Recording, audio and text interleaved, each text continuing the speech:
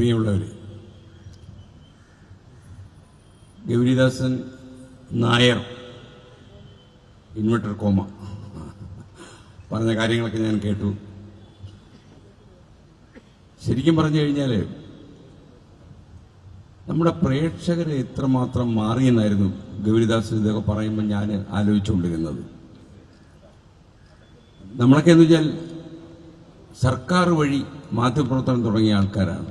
നിങ്ങൾക്കറിയാം, കുറച്ചധികം കാലം ഞാൻ ആകാശവാണി, കുറച്ച് കാലം എന്ന് പറഞ്ഞാൽ ഒരു 17-18 വർഷം ഞാൻ ആകാശവാണിയിലെ വിവിധ നിലയങ്ങളിൽ ഉദ്യോഗസ്ഥനായിരുന്നു. അപ്പം ഞാൻ അവസാനം ഈ ആകാശവാണിയുടെ ഈ നാഗർകോവിൽ നിലയത്തിൽ ഇരിക്കുന്ന സമയത്ത് അവിടെ ചെന്നപ്പോൾ എനിക്ക് തോന്നി, അവിടെ വട്ടാര ചെയ്തികൾ എന്നുള്ളൊരു പ്രോഗ്രാം ഉണ്ടായിരുന്നു. തമിഴ് സ്റ്റേഷനാണ്, നിങ്ങൾ ഓർത്തോണം, അത് ലോക്കൽ ന്യൂസാണത്. അപ്പോൾ ഞാൻ നോക്കി, കന്യാകുമാരിയിൽ ഒരു 4-5 ലക്ഷം മലയാളികളുണ്ട്.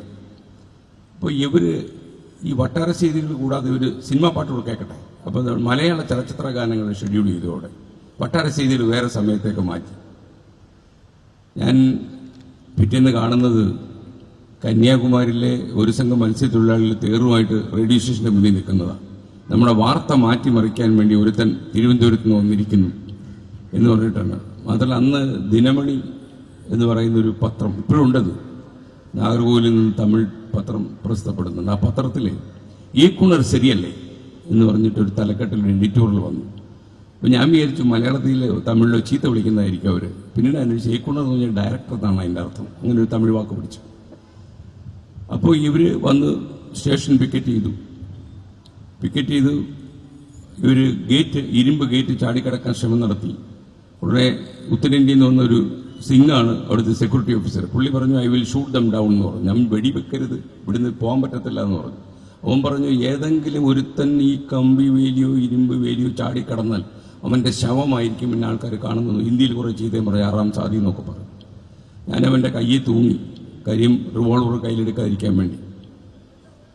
പിന്നീട് ഒരാഴ്ചയോടെ കഴിഞ്ഞപ്പം എന്നെ അവിടുത്തെ MP ആയ പൊൻ രാധാകൃഷ്ണൻ അന്വേഷിക്കുന്നു എന്ന് പറഞ്ഞു. ഞാനൊരു മാധ്യമപ്രവർത്തനം എന്നുള്ളതിൽ എന്തിൻ്റെ MP യോട് മറുപടി പറയണം എന്ന് കരുതി ഞാൻ പോയില്ല. അദ്ദേഹം പിന്നീട് നിങ്ങൾക്കറിയാം BJPയുടെ മന്ത്രിയൊക്കെ ആയി. കുറച്ച് ദിവസം കഴിഞ്ഞപ്പോൾ എനിക്ക് തോന്നി, ഈ ഏറ്റുമുട്ടലും സംഭവമൊക്കെ പോകുന്നതിന് അപ്പുറം ഒരു വിശാലമായ ലോകത്തേക്ക് ഇറങ്ങിയാലോ എന്ന് വിചാരിച്ച് ഞാൻ ജോലി രാജിവെച്ച് തിരുവനന്തപുരത്തോട്ട് മടങ്ങി. ഇത് എന്നെ വലുതായിട്ട് ഈ നാഗർകോവിലെ പ്രശ്നങ്ങളൊന്നും ബാധിച്ചില്ല എന്നാണ് സത്യം. കാര്യം അന്ന് ഏഷ്യാനെറ്റിൻ്റെ ഒക്കെ ചെയർമാനായിരുന്ന ഡോക്ടർ ജി മേനോൻ, നിങ്ങളൊരു റേഡിയോ സ്ഥാപനത്തിൽ തകർക്കേണ്ടതല്ല ഈ ജീവിതം എന്ന് എന്നോട് പറഞ്ഞപ്പോൾ ഞാൻ അദ്ദേഹത്തോട് പറഞ്ഞു, സർക്കാർ ശമ്പളം വാങ്ങിച്ച് ആകാശം നോക്കി മേഘങ്ങളെയൊക്കെ കണ്ട് നടക്കുക എന്തൊരു സുഖമുള്ള പണിയാണെന്നറിയാമോ, നമുക്കിഷ്ടമുള്ളപ്പോൾ ജോലി ചെയ്താൽ മതി, അതാണ് ഏറ്റവും രസമുള്ള കാര്യം എന്നൊക്കെ പറഞ്ഞു. പക്ഷെ രാത്രി നട്ടപ്പാതിര കഴിഞ്ഞ് അദ്ദേഹം പിന്നെയും നിർബന്ധിച്ചപ്പോൾ, ഈ നട്ടപ്പാതിര കഴിഞ്ഞാൽ നമ്മൾ ആരും സത്യം പറഞ്ഞു പോകും. ഈ പാതിരയ്ക്ക് അങ്ങനെ കുഴപ്പമുണ്ട്, പട്ടാപ്പകല് പോലല്ല നട്ടപ്പാതിര എന്ന് പറയുന്നത്. അപ്പോൾ ഞാനൊരു വൈകിയ വേളയിൽ അദ്ദേഹത്തോട് പറഞ്ഞു, അങ്ങേക്ക് അത്ര നിർബന്ധമായിട്ട് വരുന്ന സമയത്ത് എന്നെ വിളിച്ചാൽ മതി, ഞാൻ വരാമെന്ന് പറഞ്ഞു. ഒരു ദിവസം രാവിലെ അദ്ദേഹം എന്നെ ഫോണിൽ വിളിച്ചിട്ട് പറഞ്ഞു, you are appointed in Puliyarakkonam, you can fix the pay, you can fix the post, come to Puliyarakkonam എന്ന് പറഞ്ഞു. ഞാനൊരു തമാശയായിട്ടാണ് എടുത്തത്. അപ്പോൾ ഞാൻ യഥാർത്ഥത്തിൽ കുളിച്ചുകൊണ്ട് നിൽക്കുമ്പോഴാണ് അദ്ദേഹത്തിൻ്റെ വിളി വന്നത്. എപ്പോഴും ബാത്റൂമിൽ വെച്ച് എൻ്റെ ജീവിതത്തിൽ നല്ല കാര്യങ്ങൾ സംഭവിച്ചിട്ടുള്ളത്. നിങ്ങളങ്ങനെ വിശ്വസിച്ചോളൂ. കാര്യം ഏഷ്യാനെറ്റിൽ ഈ തകതിമി എന്നൊരു പ്രോഗ്രാം ഉണ്ടായിരുന്നു. അവിടെ ഒരു ഡാൻസ് പ്രോഗ്രാമാണ്. വിനീതും ഒക്കെ ജഡ്ജായിട്ട് വന്നൊരു പ്രോഗ്രാമായിരുന്നു, പോപ്പുലറായിരുന്നു. ഞാൻ ബാത്റൂമിൽ നിങ്ങൾ ഉദ്ദേശിക്കുന്ന പ്രാഥമിക കർമ്മമൊക്കെ നിർവഹിക്കുമ്പം തകതിമി ചുമ്മാ സമയം പോക്കാൻ വേണ്ടി അടിച്ചുകൊണ്ടിരുന്നു. കുറച്ച് നേരമായപ്പോൾ എനിക്ക് തോന്നി, ഇത് വെച്ചൊരു പ്രോഗ്രാം തുടങ്ങിക്കൂടെ.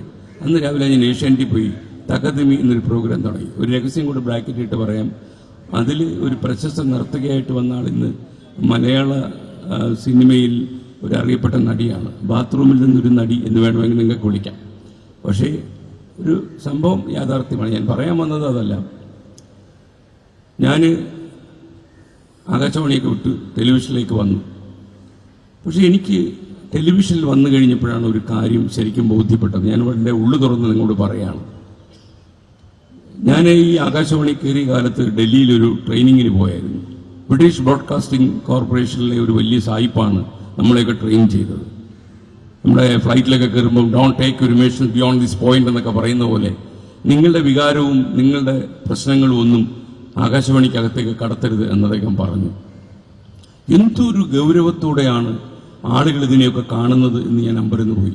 കാരണം ചെറിയൊരു പിഴവ് വരുത്തി കഴിഞ്ഞാൽ ജോലി പോകും എന്നുള്ള ഒരു അവസ്ഥ വരെയുള്ള ആകാശവാണി കാലത്താണ് ഞാനതിൽ ജോലി ചെയ്യുന്നത്. നിങ്ങൾക്കെല്ലാം അറിയാവുന്ന വാർത്ത വായിക്കുന്ന രാമേന്ദ്രൻ ചേട്ടൻ്റെ അവസാന ദിവസം, അതായത് അദ്ദേഹം അവസാനം വാർത്ത വായിക്കുന്നത് വൈകുന്നേരം 6:15 പ്രാദേശിക വാർത്തകളായിരുന്നു. അപ്പോൾ എങ്ങനെയാണ് ഈ മനുഷ്യൻ ഈ സമയത്ത് വാർത്ത വായിച്ച് മാറുന്നത് എന്നറിയുന്നത് ഒരു കൗതുകം കൊണ്ട് അദ്ദേഹത്തിൻ്റെ വാർത്താ മുറിക്ക് മുന്നിൽ ഞാനിങ്ങനെ കാത്തുനിന്നു. സാധാരണയിൽ അദ്ദേഹം ഈ വാർത്തയൊക്കെ കൈ കിട്ടിക്കഴിഞ്ഞാൽ ഗൗരിക്കൊക്കെ അറിയാം, അദ്ദേഹം ഓരോ കോമയും കൊട്ടേഷനും ഒരു വര വരയ്ക്കും. ഓരോടത്ത് നിർത്തേണ്ട എവിടാണ്, കോമ എവിടെ ഇടണം, അങ്ങനെ ഏതോ ലോകത്തിൽ ഏറ്റവും വലിയ കാര്യം ചെയ്യാൻ പോകുന്ന ലാഘവത്തോടെ ഇതൊക്കെ ചെയ്യുന്നത്. അപ്പോൾ അദ്ദേഹം ഈ അവസാന വാർത്ത വായിച്ചിറങ്ങുന്നത് കണ്ടാൽ നമുക്ക് തോന്നും ഇനി ഒരു 60 കൊല്ലം കൂടി ഈ ആകാശവാണിക്കകത്ത് വാർത്ത വായിക്കാൻ അദ്ദേഹം ഉണ്ടാകും എന്ന്. അത്ര ഗൗരവത്തോടെയാണ് അദ്ദേഹം ഓരോ അക്ഷരം പെരുക്കി പെരുക്കി ആളുകളെ വാർത്ത അറിയിച്ചത്. എന്നാൽ കുറേ കാലം കഴിയുന്നു, ഇതേ ആകാശവാണി രാമചന്ദ്രൻ മരിക്കുന്നു. ഞാൻ ടെലിവിഷൻ്റെ ഒരു ലൈവിൽ നിൽക്കുകയാണ്. അപ്പോൾ എൻ്റെ അടുത്ത് PCR ഒരു പെൺകുട്ടി പറഞ്ഞു, ഒരു രാമേന്ദ്രൻ മരിച്ചിട്ടുണ്ടെന്ന് പറഞ്ഞു. ഞാൻ പറഞ്ഞത് ആരാ പാർട്ടി എന്ന് ചോദിച്ചു. പണ്ട് വാർത്തയൊക്കെ വായിച്ചുകൊണ്ടിരുന്ന ഒരാളാണെന്നാണ് കേട്ടത്. 46 കൊല്ലക്കാലം റേഡിയോയുടെ അകത്തളങ്ങളിൽ വാർത്ത വായിച്ച ഒരാളെക്കുറിച്ച് പോലും പുതിയ ജേർണലിസ്റ്റുകൾക്ക് അറിയില്ല എന്ന അവസ്ഥ.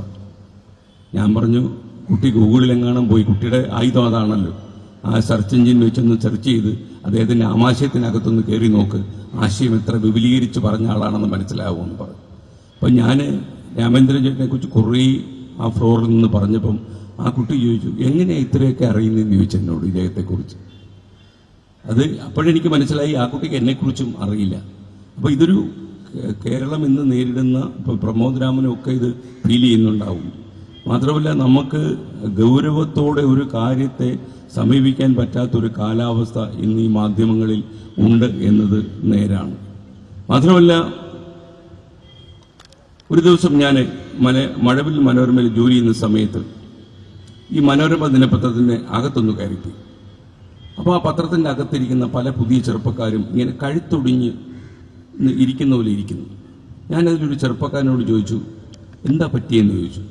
അപ്പോൾ ആ ചെറുപ്പക്കാരൻ എന്നോട് പറഞ്ഞു, ആകെ ഒരു ഫ്രസ്ട്രേഷൻ അതിനകത്ത് വന്നപ്പോൾ. എന്തു പറ്റി? ഒന്നും ചെയ്യാനില്ല ഇവിടെ. ഞാൻ നിങ്ങളെന്താ ചെയ്യാൻ ഉദ്ദേശിച്ചത്? അല്ല, അതിനെക്കുറിച്ച് ഞാൻ ആലോചിച്ചിട്ടില്ല. എന്താ അവസ്ഥ എന്ന് ആലോചിച്ച് നോക്കുക. ഒരു മാധ്യമ സ്ഥാപനത്തിൻ്റെ അകത്ത് കയറി എന്ത് ചെയ്യണമെന്നും ആലോചിച്ചിട്ടില്ല. ആലോചിക്കാതിരുന്നിട്ട് അദ്ദേഹത്തിന് ഫ്രസ്ട്രേഷൻ ആണെന്ന് പറഞ്ഞു. ഞാൻ പോയി ചീഫ് എഡിറ്ററോട് പറഞ്ഞു, ഒരു 2 സൈക്കാട്രിസ്റ്റുകളെ കൂടി സ്ഥാപനത്തിന് വേണ്ടി വരും എന്ന് പറഞ്ഞു. ചികിത്സിക്കേണ്ടി വരും കുറച്ച് കഴിയുമ്പോൾ. എനിക്ക് മനസ്സിലായിട്ടുള്ള മറ്റൊരു കാര്യം, ആളുകളുടെ സംവേദനക്ഷമതയിലും അവർ വാർത്തകളെ സ്വീകരിക്കുന്ന രീതിയിലുമൊക്കെ ഒരുപാട് മാറ്റങ്ങൾ വന്നിട്ടുണ്ട്. 1993 ഡിസംബർ മാസത്തിലാണ് ഏഷ്യാനെറ്റിൽ ഞാൻ നമ്മൾ തമ്മിൽ എന്നുള്ള കേരളത്തിലെ ആദ്യത്തെ ടോക്ക് ഷോ ആരംഭിക്കുന്നത്. പ്രമോദാണ് ആദ്യത്തെ വാർത്ത വായിച്ച ആൾ ഏഷ്യാനെറ്റിൽ. അത് കഴിഞ്ഞ് ഒരു 2008 ആകുമ്പോൾ ഞാൻ ഏഷ്യാനെറ്റിനെ പടിയിറങ്ങുന്നു.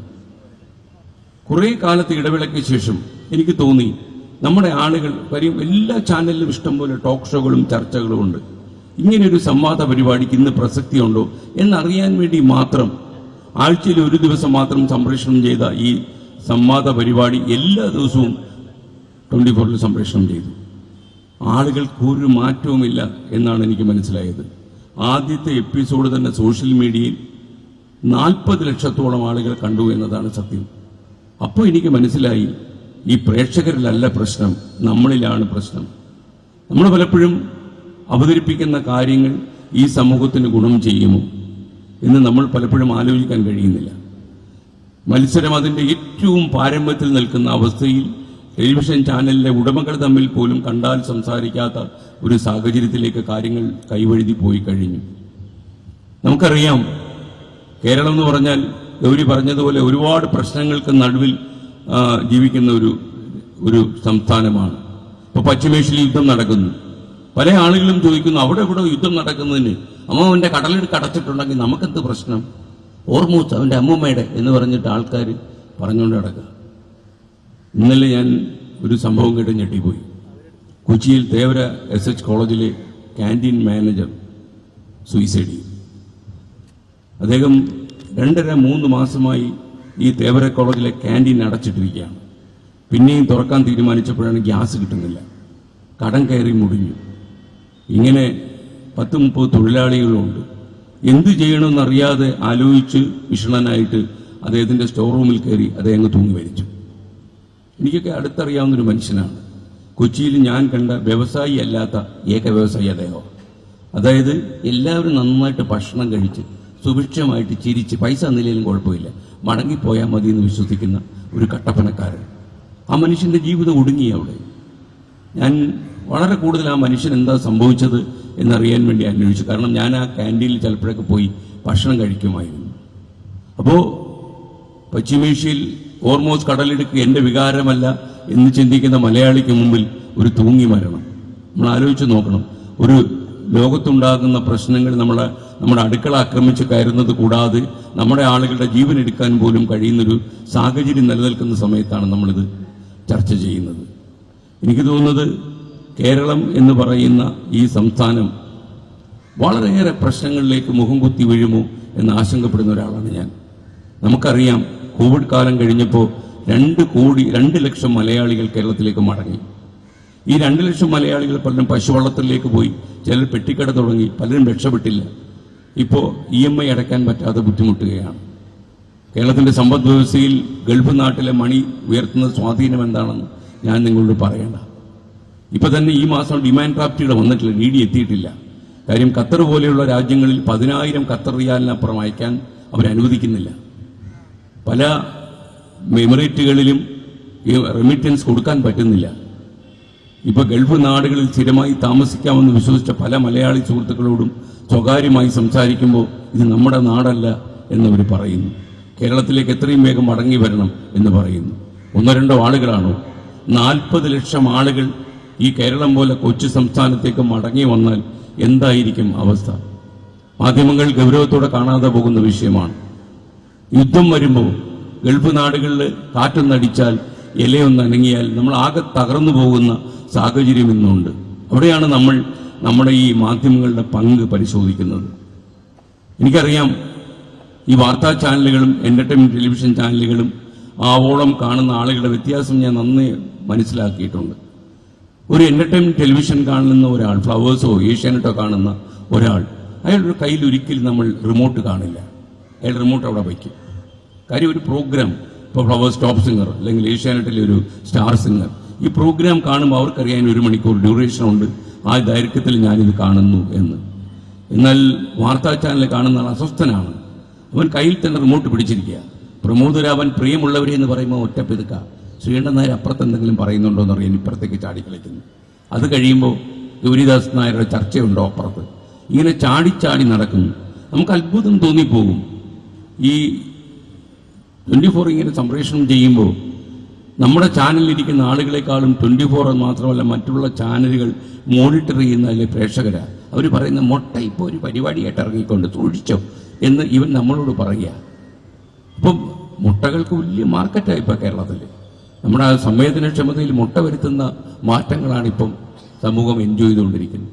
ഞാൻ പറയുന്നത്, കേരളത്തിൽ കുറച്ച് TV ചാനലുകളിലൂടെ വരുമെന്ന ഈ അടുത്തിടെ ഡൽഹിയിൽ വെച്ച് ഒരാൾ എന്നോട് പറഞ്ഞു, 5 ചാനലിനും കൂടെ പൊട്ടൻഷ്യലുണ്ട് ഇവിടെ എന്ന് പറഞ്ഞു.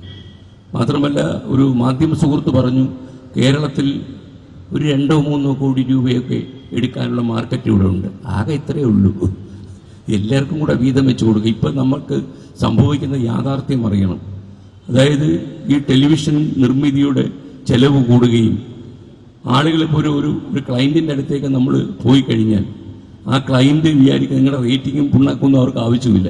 12 ചാനലുണ്ടെങ്കിൽ അങ്ങനെ 10 ലക്ഷം രൂപയുടെ എല്ലാ കൂടെ വീതം വെച്ച് കൊണ്ടുപോയി തിന്നെ എന്ന രീതിയിൽ അവർ തരികയാണ്. അവിടെയാണ് ഈ വാർത്താ ചാനലുകൾ തമ്മിലിങ്ങനെ ഭയങ്കരമായ മത്സരം നടത്തി ഉള്ളടക്കത്തിൻ്റെ വില പോലും വളരെ വർദ്ധിച്ചുകൊണ്ടിരിക്കുക. ഞാൻ ഒരേ സമയം മാനേജരും ഒരേ സമയം അവതാരകനും ആയതുകൊണ്ട് എനിക്കൊരു സത്യം ബോധ്യപ്പെട്ടിട്ടുണ്ട്. ജീവിതത്തിൽ ടെലിവിഷൻ അവതാരകൻ ഒരിക്കലും മാനേജരാകാൻ പാടില്ല. ഈ ദാമ്പത്യത്തിലും പ്രേമിച്ച് നടക്കുന്നതിലുമുള്ള വ്യത്യാസമാണ്. പ്രേമിച്ച് നടക്കുമ്പോൾ ഒരിക്കലും കാമുകനോട് ഇന്ന് 150 രൂപ വെളിച്ചെണ്ണ വാങ്ങിച്ചുകൊണ്ട് വരുമോ എന്നൊരു കാമുക ചോദിക്കത്തില്ല. എന്നാൽ കല്യാണമൊക്കെ കഴിച്ച് വീട്ടിലോട്ട് കയറുമ്പം 500 ഗ്രാം പിണ്ണാക്കും 1 കിലോ വെളിച്ചെണ്ണയും വാങ്ങിച്ചുകൊണ്ട് വരാൻ പൈസ ഉണ്ടോ കയ്യിൽ എന്ന് ചോദിക്കുക. അവിടെ നിന്ന് തുടങ്ങും ദാമ്പത്യത്തിലെ ശരി തെറ്റുകൾ എന്ന് പറയുന്ന പോലെയായത്. നമ്മളിങ്ങനെ ഫ്ലോറിൽ നിൽക്കുന്ന സമയത്ത് നമ്മൾ പ്രമോദരാമനെതിരെ അടിക്കാനുള്ള കരുത്തൊക്കെ ഇങ്ങനെ നേടിക്കൊണ്ട് നിൽക്കുന്ന സമയത്തായിരിക്കും മറ്റേ അവിടെ നിന്ന് അയാൾ മറ്റേടത്ത് 1 കോടി എത്തിക്കാനുള്ള ദിവസം ഇന്ന കയ്യിലുണ്ടോ എന്ന് ചോദിക്കും. അപ്പോഴത്തേന് നമ്മുടെ സർവ്വശക്തിയും പോകും. പക്ഷേ ഞാൻ പറയുന്നത് ഈ മാറിയ കേരള വിഷൻ തന്നെ പലപ്പോഴും ഒരുപാട് നല്ല കാര്യങ്ങൾ ആളുകൾക്ക് സ്കോളർഷിപ്പ് കുട്ടികൾക്ക് കൊടുക്കുന്നു. പല പരിപാടിയിലും ഞാനും പങ്കെടുത്തിട്ടുണ്ട്. അതുപോലെ ഈ പ്രക്ഷേപണം മാത്രമല്ല ഒരു ബ്രോഡ്കാസ്റ്ററുടെ കടമയെന്ന് കരുതുന്ന ഒരു കാലത്താണ് നമ്മൾ ജീവിക്കുന്നത്. ഞാനിപ്പോൾ ഒരു പരിപാടി ആവിഷ്കരിച്ചിട്ടുണ്ട്, നിങ്ങൾ അറിഞ്ഞിട്ടുണ്ടോ എന്നറിയില്ല. കേരളത്തിൽ ഇപ്പോൾ ഒരു 4 ലക്ഷം ആളുകൾക്ക് വീടില്ല. ഗവൺമെൻറ് 5 ലക്ഷം പേർക്ക് വീട് കൊടുത്തിട്ടുണ്ട് ലൈവ് മിഷൻ വഴി. എല്ലാവർക്കും വീട്. ഞാൻ ആദ്യം 2030 എല്ലാവർക്കും വീട് നിട്ടപ്പോൾ നമ്മുടെ ഓഫീസിലുള്ളങ്ങ് വെട്ടിക്കളഞ്ഞു. അത് പറ്റത്തില്ല എന്ന് പറഞ്ഞു. ഈ 4 ലക്ഷം ആൾക്കാർക്ക് നമുക്ക് ഈ 2030 വീടുണ്ടാക്കി കൊടുക്കാൻ പറ്റത്തില്ല എന്ന് പറഞ്ഞു. അങ്ങനെയാണ് നമുക്ക് 1000 വീട് അനൗൺസ് ചെയ്യാൻ തോന്നി. ഞാൻ 1000 വീട് അനൗൺസ് ചെയ്തിരിക്കുക. ശരിക്കും അതിൽ 10-200 വീടിനുള്ള ആളായി കഴിഞ്ഞു. ചിലപ്പോൾ ഒരു 2030-32 ആകുമ്പോൾ എല്ലാവരും സഹകരിച്ചാൽ കേരളത്തിൽ വീടില്ലാത്ത ആരും ഉണ്ടാകില്ല. ഇതൊക്കെ ഒരു മാറി വരുന്ന മാധ്യമത്തിൻ്റെ ഒരു റോളാണ്. ഇപ്പം ഞാൻ ഒറ്റയ്ക്കായിരുന്നെങ്കിൽ ഈ മാധ്യമം എൻ്റെ കയ്യിലില്ലെങ്കിൽ എനിക്കൊരിക്കലും ഇത് ചെയ്യാൻ കഴിയില്ല. അപ്പോൾ നമുക്ക് ഈ എത്രയോ ആളുകൾ ഇപ്പോൾ ചെല്ലാനത്ത് 2-3 വീടിടിഞ്ഞു വീഴും. അപ്പോൾ അതിനകത്ത് ഒരു വീട്ടമ്മ നിന്നിങ്ങനെ പറയുകയാണ്, ഇങ്ങനെ ഇനി എന്നാണ് സർക്കാരിൽ നമുക്കൊരു വീട് അനുവദിച്ച് വെയിലും മഴയും ഏൽക്കാതെ ഞങ്ങൾ കിടക്കാൻ പറ്റും. ഞാൻ ആ റിപ്പോർട്ടർ വിളിച്ചാൽ അവർക്ക് 3 വീട് വെച്ച് കൊടുക്കാമെന്ന് പറയാൻ പറഞ്ഞു.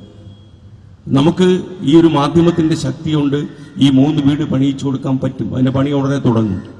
അപ്പോൾ ഞാൻ പറയുന്നത് സോഷ്യൽ റെസ്പോൺസിബിലിറ്റി എന്ന് പറയുന്നത് ഒരു മാധ്യമ പ്രവർത്തകന് തീർച്ചയായിട്ടും വേണം. പക്ഷേ അതേസമയം സംഭവിച്ചുകൊണ്ടിരിക്കുന്ന അപജയം ഗൗരിക്കുമൊക്കെ അറിയുന്നത് പോലെ ഈ നാട്ടിൽ വലിയൊരു വാല്യൂ സിസ്റ്റം നമുക്കുണ്ടായിരുന്നു. നേര് പറയുക, നേരെ ചിന്തിക്കുക, അതുപോലെ അഴിമതിയും കൈക്കൂലിയും അങ്ങനെ നമ്മുടെ ശരീരത്തെ പുരളാതെ നടക്കുക, നമുക്ക് ഗിഫ്റ്റുകൾ തന്ന് നമ്മളെ സ്വാധീനിക്കാൻ ആളുകൾ ശ്രമിച്ചാൽ ആ വഴി നടക്കാതിരിക്കുക. എത്ര മാധ്യമപ്രവർത്തകരെ കൊണ്ട് ഇത്തരം കാര്യങ്ങളെ പ്രതിരോധിക്കാൻ കഴിയും? കുറേ അധികം കാലം ഗൗരി ഹിന്ദുവിൻ്റെ റിപ്പോർട്ടറായിരുന്നു. ഏതെങ്കിലും ഒരു ധനാഠ്യൻ വിചാരിച്ചാൽ ഗൗരിക്കൊരു ഗിഫ്റ്റ് കൊടുത്ത് ഒരു വാർത്ത മാറ്റിമറിക്കാൻ കഴിയും എന്ന് ഞാൻ വിശ്വസിച്ചിരുന്നില്ല. കാരണം അതൊരു തലമുറയുടെ ഇതായിരുന്നു. ഞാനിപ്പോൾ കാണുന്നത് ഒരു 3 തലമുറകളെ നമ്മൾ കാണുന്നു മാധ്യമരംഗത്ത്. ഏറ്റവും യങ്സ്റ്റേഴ്സ് ആയിട്ടുള്ള ജെൻസി എന്ന് പറയുന്ന ഒരു ജനറേഷൻ ഇപ്പോൾ വന്നു കഴിഞ്ഞു. നമ്മളിപ്പോൾ അവർക്കൊന്നും മിടുക്കില്ല എന്നൊന്നും പറയാൻ കഴിയില്ല. നമ്മളെക്കാളും ഈ ടെക്നോളജി ഓറിയന്റഡ് ആയിട്ടുള്ള ഒരു സൊസൈറ്റിയിൽ അവർ കരുത്തരാണ്. നമ്മളെക്കാളും വളരെ പെട്ടെന്ന് കാര്യങ്ങൾ മനസ്സിലാക്കും. വളരെ വേഗത്തിൽ അവർക്ക് കാര്യങ്ങളിൽ അവഗാഹത്തോടെ മനസ്സിലാക്കാനുള്ള കഴിവുമുണ്ട്. പക്ഷേ ചില വാല്യൂ സിസ്റ്റം അവർക്ക് ചോർന്നു പോകുന്നുണ്ടോ എന്നെനിക്ക് തോന്നിയിട്ടുണ്ട്. ഞാൻ പലപ്പോഴും പറഞ്ഞു, നിങ്ങൾക്ക് ഒരിക്കലും ഇതൊക്കെ നഷ്ടപ്പെടൂ. നിങ്ങൾ ഒരിക്കൽ ഒരു 100 രൂപ ഒരാളിൻ്റെ കയ്യിൽ കൈക്കൂലിയായി ഒരു വാർത്ത കൊടുക്കുന്നതിന് കൈപ്പറ്റിയാൽ പിന്നെ നിങ്ങളുടെ സംശുദ്ധി ഇല്ലാതായി, എന്നേക്കുമായി നിങ്ങൾ ഇല്ലാതായി എന്ന് വിശ്വസിക്കുന്ന ഒരാളാണ് ഞാൻ. നമുക്ക് ഇത്രയും കാലം ചില ആൾക്കാർ ഇത്രയും കാലം ഞാൻ മദ്യപിച്ചിട്ടില്ല എന്നൊക്കെ പറയുന്ന പോലെയല്ല. ഇത്രയും കാലം ഞാൻ കൈക്കൂലി വാങ്ങാതെ ജീവിച്ചു. അല്ലെങ്കിൽ നമുക്ക് ഗൗരി പറഞ്ഞൊരു കാര്യം നിങ്ങൾ ശ്രദ്ധിച്ചിട്ടുണ്ടാവും, രാവും പകലും ഇല്ലാതെ നടക്കുന്നൊരു ജോലിയാണ് ഈ മാധ്യമപ്രവർത്തകൻ്റേത്. പലപ്പോഴും എനിക്ക് സ്ട്രീറ്റിലൊക്കെ നിൽക്കുന്ന റിപ്പോർട്ടർ രാത്രി 9 മണിക്കും നമ്മുടെ നിഖിൽ പരമേഷ് ഇവിടെ ഇരിപ്പുണ്ട്. നിഖിൽ പരമേഷൊക്കെ 9 മണിക്ക് രാവിലെ 6 മണിക്ക് ഇറങ്ങിയിട്ട് രാത്രിയിൽ 9 മണിക്ക് നിന്ന് റിപ്പോർട്ട് ചെയ്യുകയാണ്. ശരിക്കും ഞാൻ ചിലപ്പോഴൊക്കെ ആലോചിച്ചിട്ടുണ്ട്, ഇവരുടെയൊക്കെ കുടുംബത്തിരുന്ന ആളുകൾ എന്തായിരിക്കും ആലോചിക്കുക.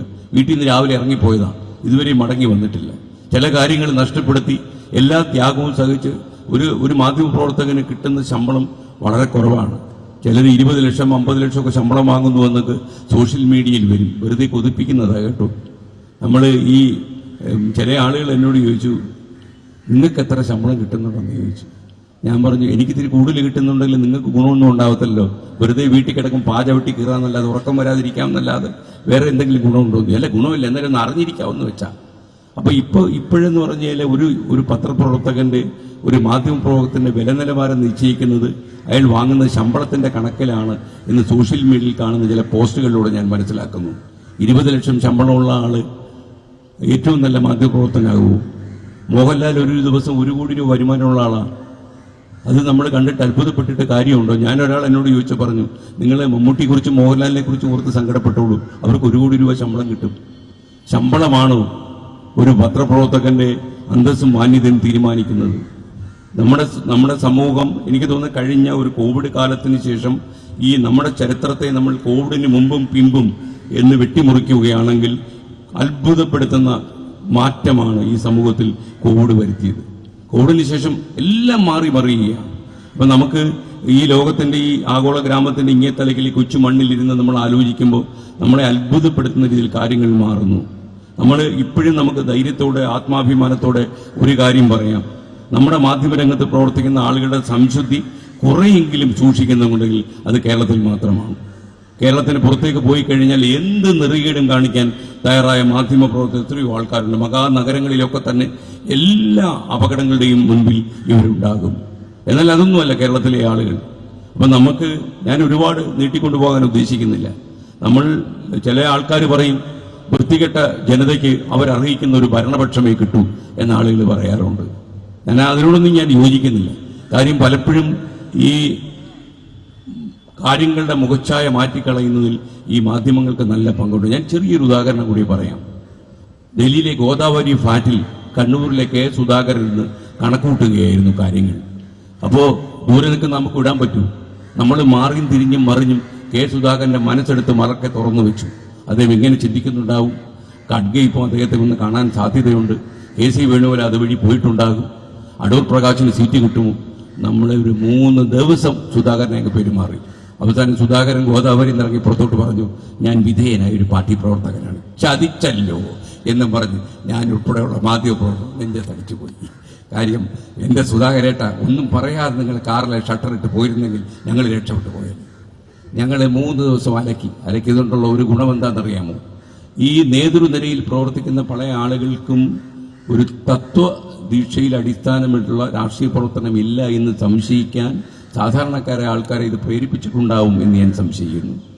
കാരണം ഈ തെരഞ്ഞെടുപ്പ് വന്നു, അടിക്കടി തെരഞ്ഞെടുപ്പ് വരുന്നു. ഒരു ഇലക്ഷൻ ഫാറ്റിഗ്, ഒരു ക്ഷീണം ആളുകൾക്ക് അനുഭവപ്പെടുന്ന രീതിയിൽ തെരഞ്ഞെടുപ്പ് വന്നുകൊണ്ടിരിക്കുകയാണ്. അപ്പോൾ ഈ തെരഞ്ഞെടുപ്പ് വരുന്ന സമയത്ത് ഒരു സംശുദ്ധിയുള്ള ഒരാളെ, അഴിമതി കാണിക്കാൻ സാധ്യതയില്ലാത്ത ഒരാളെ ജയിപ്പിച്ചു വിടണം, ഈ നാടിന് ഗുണം ചെയ്യുന്നതിന് ജയിപ്പിച്ചു വിടണമെന്ന് ആളുകൾ വിശ്വസിക്കുന്ന ഒരു കാലം ഇപ്പോഴും ഉണ്ടെന്ന് ഞാൻ വിശ്വസിക്കുന്നു. അവർക്കൊക്കെ തന്നെ അവരുടെ വിശ്വാസങ്ങളിലാണ് ഇളക്കം തട്ടുന്നത്. അപ്പം ഞാൻ പറയുന്നത്, ഈ സൊസൈറ്റി നമുക്കിപ്പോൾ ഇഷ്ടം പോലെ നല്ല റോഡുകളുണ്ട്. ഇനി നമ്മൾ വയനാട്ടിൽ കയറാൻ കോഴിക്കോട് നിറങ്ങി നമ്മൾ തുരങ്കത്തിൽ കൂടെ കുനിഞ്ഞു പോയാൽ മതി. അങ്ങനെയുള്ള ഒരുപാട് സൗകര്യങ്ങൾ നമുക്ക് വന്നുകൊണ്ടിരിക്കുക. റോഡുകളും ഒക്കെ വികസനത്തിന്റെ ലക്ഷണം തന്നെയാണ്. ഇതിനിടയിൽ ആളുകൾ പറയുന്നുണ്ട്, ജനിക്കാൻ പോകുന്ന കുട്ടിക്ക് 1.5 കോടി 25 ലക്ഷം രൂപയുടെ കടം കാണുന്നത്. കുട്ടികൾ ജനിക്കാതിരുന്നാൽ പിന്നെ പ്രശ്നം തീരുമല്ലോ. അത് ഞാൻ അങ്ങനെ ആലോചിച്ചു. അപ്പൊ ഇത് ജനിക്കാൻ പോകുന്ന കുട്ടികൾ കൂടി ഇത്രയും കൂടുതൽ കടം ഉണ്ടാകുന്ന ഒരു സൊസൈറ്റിയിൽ നമുക്ക് ഒരു രീതിയില്ല. അതായത് നമുക്കുള്ള ഒരു പ്രശ്നം എന്താണെന്ന് ചോദിച്ചു കഴിഞ്ഞാൽ, ഈ വാർത്താ ചാനലുകൾ നേരിടുന്ന ഏറ്റവും വലിയ പ്രതിസന്ധി എനിക്ക് തോന്നിയിട്ടുള്ളത്, ഈ പരസ്യങ്ങൾ കൊണ്ട് മാത്രം ജീവിച്ചു പോകുന്ന ഈ വാർത്താ ചാനലുകൾ പരസ്യങ്ങൾ നിയന്ത്രിക്കുകയും പരസ്യ വരുമാനത്തിൽ കാര്യങ്ങൾ ഊന്നി നിൽക്കുകയും ചെയ്യുന്ന ഒരു സമയത്ത് ഒരുപാട് വിട്ടുവീഴ്ചകൾ, ഞാൻ തുറന്നു പറയുന്ന കോംപ്രമൈസുകൾക്ക് നമ്മൾ തയ്യാറാകും. പക്ഷെ ആ കോംപ്രമൈസുകൾക്കപ്പുറം ഈ സമൂഹത്തിൽ നന്മയുടെ വെളിച്ചമെതിറാൻ ഒരു നിമിഷമെങ്കിലും നമുക്ക് കഴിഞ്ഞെങ്കിൽ അത് തന്നെ വലിയ കാര്യമെന്ന് ഞാൻ വിശ്വസിക്കുന്നു. ഒരു മനുഷ്യൻ നമ്മൾ ഈ സമൂഹത്തിൽ പിറവിയെടുക്കുമ്പോൾ നമ്മുടെ വിദ്യാഭ്യാസവും നമ്മുടെ ജീവിത സാഹചര്യവും എല്ലാം നൽകുന്നത് ജനങ്ങളുടെ നികുതി പണത്തിന്റെ കയ്യിൽ നിന്നാണ്. അപ്പൊ അങ്ങനെ ഒരു നികുതി പണത്തിൽ വളർന്ന് ആൽമരം പോലെ നമ്മളിങ്ങനെ വളർന്ന് പന്തലിച്ചു കഴിയുമ്പോൾ എനിക്ക് സമൂഹത്തോട് കടപ്പാടും ബാധ്യതയുമില്ല എന്ന് പറയുന്നവരോട് എനിക്ക് യാതൊരു ആദരവുമില്ല. നമുക്കറിയാം, ഇന്ന് ഈ ഗൾഫ് നാടുകളിലൊക്കെ ഉണ്ടായിരിക്കുന്ന പ്രതിസന്ധി ഘട്ടങ്ങളിൽ എത്രയോ ആളുകളുണ്ടെന്നറിയോ നമ്മുടെ മണ്ണിനെ തിരിച്ചറിഞ്ഞ് മടങ്ങി വരണമെന്ന് ആഗ്രഹിക്കുന്നു. പക്ഷെ ഇവിടെ വന്നാൽ കെട്ടിത്തൂങ്ങി ചാകുന്ന സാഹചര്യം ഉണ്ടാകും എന്നവർക്ക് അറിയാവുന്നത് കൊണ്ട് അവരവിടെ തുടരുന്നു എന്നുള്ളതേ ഉള്ളൂ. എന്തായാലും ഇപ്പോൾ എനിക്ക് എൻ്റെ കാര്യം ഞാൻ വ്യക്തിപരമായി പറഞ്ഞു കഴിഞ്ഞാൽ, എല്ലാവിധമായ ഈ ടെലിവിഷന്റെ പത്രാസുകൾക്കും പളവളപ്പുകൾക്കും അപ്പുറം ഒരു സാധാരണ മനുഷ്യന്റെ ജീവിതത്തിലേക്ക് അവന്റെ ഇരുട്ട് നിറഞ്ഞ പാതകളിൽ ഒരിത്തിരി ടോർച്ച് ലൈറ്റ് തെളിക്കാൻ കഴിയുവാണെങ്കിൽ ആ ടോർച്ച് പിടിക്കാൻ ഞാനും ഉണ്ടാകും എന്നുള്ളത് മാത്രം ഞാൻ പറയാം. സമൂഹ മാറ്റം എന്ന് പറയുന്നത്, മാറ്റങ്ങൾ അനിവാര്യമാണ്. മാറ്റം മാറിക്കൊണ്ടേയിരിക്കും സമൂഹം. വലിയ ഒരു പക്ഷേ നമ്മൾ പക്ഷേ എപ്പോഴും ചിന്തിക്കേണ്ട ഒരു കാര്യം, നമ്മൾക്ക് പ്രവീൺ മോഹനൊക്കെ പറഞ്ഞതുപോലെ ഈ കുത്തകകൾ വലിയ സ്വാധീനം ചെലുത്തുന്ന ഒരു മാധ്യമരംഗമാണ് ഇപ്പോൾ നമ്മൾ കാണുന്നത്. നമുക്കറിയാം ഇന്ത്യയിലെ 70% ടെലിവിഷൻ ചാനലുകളും ഇപ്പോൾ മുകേഷ് അംബാനിയുടെ കയ്യിലാണ്. മുകേഷ് അംബാനി എങ്ങനെ ചിന്തിക്കുന്നു എന്നുള്ള രീതിയിൽ കാര്യങ്ങൾ പോകും. കേരളത്തിലെ കേബിൾ ഓപ്പറേറ്റേഴ്സിനെ കൂടി ഇവർക്ക് വിലക്കെടുക്കാൻ കഴിഞ്ഞാൽ നമ്മുടെ സൗന്ദര്യബോധം എന്തെന്ന് മുകേഷ് അംബാനി തീരുമാനിക്കുന്ന ഒരു കാലം വരും. ഒരുപക്ഷെ ഏറ്റവും അപകടം പിടിച്ച ഒരു കാലമായിരിക്കും. ഞാനൊരു സ്വകാര്യം കൂടി പറയാം. ഞാൻ ഈ ടോക്ക് ഷോ ആരംഭിച്ചപ്പം എനിക്ക് ഒരു കടലാസ് കിട്ടി. അതായത് ഏഷ്യാനെറ്റ് സംപ്രേഷണം ചെയ്ത നമ്മൾ തമ്മിലുള്ള നഗ്നമായ കോപ്പിയാണിത്. അതുകൊണ്ട് നിങ്ങളുടെ സ്ഥാപന ജംഗമ സ്വത്തുക്കൾ ജപ്തി ചെയ്യാനുള്ള വകുപ്പ് കോപ്പിറൈറ്റ് വയലേഷൻ കേസ് ഞാൻ തിരിച്ചൊരു സ്ഥാനം അയച്ചു കൊടുത്തു. ഏഷ്യാനെറ്റിൻ്റെ കാൽനാട്ട് കർമ്മത്തിന് സ്ഥാനം ഉണ്ടായിരുന്ന ഒരാളാണ് ഞാൻ തുടങ്ങിയ ഒരു ടോക്ക് ഷോ പിന്നീട് ഞാനത് വേറെ രീതിയിൽ തുടങ്ങുകയും ഇങ്ങനൊരു ടോക്ക് ഷോ നടത്താൻ ഇന്ത്യൻ കോപ്പിറൈറ്റ് ബോർഡിന് അവകാശം സമ്പാദിക്കുന്ന ഒരാൾ നിങ്ങളുടെ കുത്തക ഭരണത്തിനെതിരെ എന്ത് ചെയ്തു എന്നാണ് നിങ്ങൾ പറയുന്നത്. ഞാൻ നീട്ടിപ്പിടിച്ചൊരു സാധനം അങ്ങോട്ട് അയച്ചു കൊടുത്തു. മാത്രമല്ല എൻ്റെ അനുവാദമില്ലാതെ നിങ്ങളുടെ OTT പ്ലാറ്റ്ഫോമുകളിൽ എൻ്റെ പടം വെച്ച് നിങ്ങൾ ടോക്ക് ഷോ അച്ചടിച്ചതിന് നിങ്ങളുടെ പേരിൽ ക്രിമിനൽ ചട്ടങ്ങൾ പ്രകാരം കേസ് കൊടുക്കുന്നതിനെ കുറിച്ച് ഞാൻ ആലോചിച്ചുകൊണ്ടിരിക്കുകയെന്ന് പറഞ്ഞ് അങ്ങോട്ടൊരു മറുപടി കൊടുത്തു. ഇതുവരെ റിപ്ലൈ വന്നിട്ടില്ല. മാത്രമല്ല എന്നെ പറഞ്ഞ് പറ്റിച്ചെന്ന് പറഞ്ഞു. ടോക്ക് ഷോ ഒക്കെ ചെയ്തു കഴിഞ്ഞാൽ അവസാന സമയത്ത് നിങ്ങൾക്ക് ജീവിക്കാനുള്ള പണം തരാമെന്ന് പറഞ്ഞിട്ട് എന്നെ പറ്റിച്ച സ്ഥാപനമാണിത് എന്ന് പറഞ്ഞിട്ട് ഞാനൊരു മറുപടി അയച്ചു. അതിനും പറ്റിച്ചിട്ടില്ല കേട്ടോ.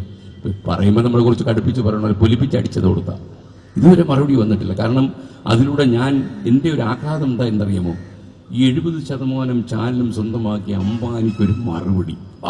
എന്താ സുഖമാത്. നമുക്ക് ആ ഒരു സുഖത്തിൽ നിന്ന് നമ്മൾ രക്ഷപ്പെട്ടപ്പോയി. എന്തായാലും നിങ്ങളുടെ ഈ സംസ്ഥാന സമ്മേളനത്തിൽ ഞാൻ എല്ലാവിധമായ ആശംസകളും നേരുന്നു. ഈ സാമൂഹ്യ പരിണാമം അത് നടക്കുന്ന വഴിയിൽ ഒരു മാധ്യമത്തിന് എന്ത് ചെയ്യാൻ കഴിയുമോ ആ ആൾക്കൂട്ടത്തിൻ്റെ കൂടെ ഞാനും ഉണ്ടാകും എന്ന് മാത്രം പറഞ്ഞുകൊണ്ട് തൽക്കാലം വിരമിക്കുന്നു. മാത്രമല്ല ഗൗരി എന്നോട് ഒരു സ്വകാര്യം പറഞ്ഞിരുന്നു, അത് വെളിപ്പെടുത്താൻ നിർവാഹമില്ല. Thank U.